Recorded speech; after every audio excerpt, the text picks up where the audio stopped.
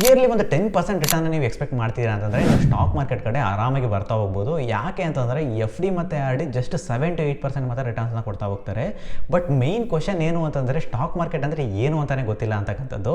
But stock market ಅಂದರೆ ಏನು ಅಂತ ಸಿಂಪಲ್ ಆಗಿ ಅಂಡರ್ಸ್ಟ್ಯಾಂಡ್ ಮಾಡ್ಕೋಬೇಕು ಅಂತಂದರೆ ಒಂದು ವೆಜಿಟಬಲ್ ಶಾಪ್ನ ಮೈಂಡಲ್ಲಿ ಇಟ್ಕೊಳ್ಳಿ. ತರಕಾರಿ ಅಂಗಡಿಯಲ್ಲಿ ತುಂಬ ತರಕಾರಿಗಳು ಇರ್ತಾ ಹೋಗ್ತವೆ, ಈರುಳ್ಳಿ, ಟೊಮೊಟೊ, ಬೀನ್ಸ್, ತುಂಬ ತರಕಾರಿಗಳು ಇರ್ತವೆ.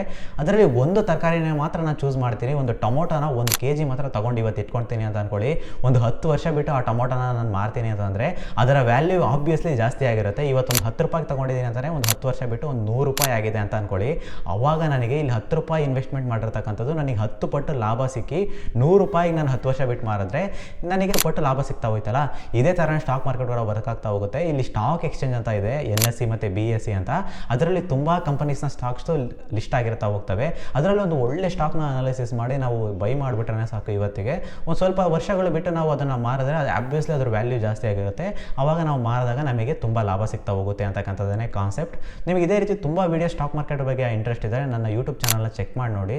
ಅದರಲ್ಲಿ ಯೂಸ್ಫುಲ್ ಇನ್ಫಾರ್ಮೇಷನ್ ನಿಮಗೆ ಸಿಗ್ತಾ ಹೋಗುತ್ತೆ. See you next video. Karthik.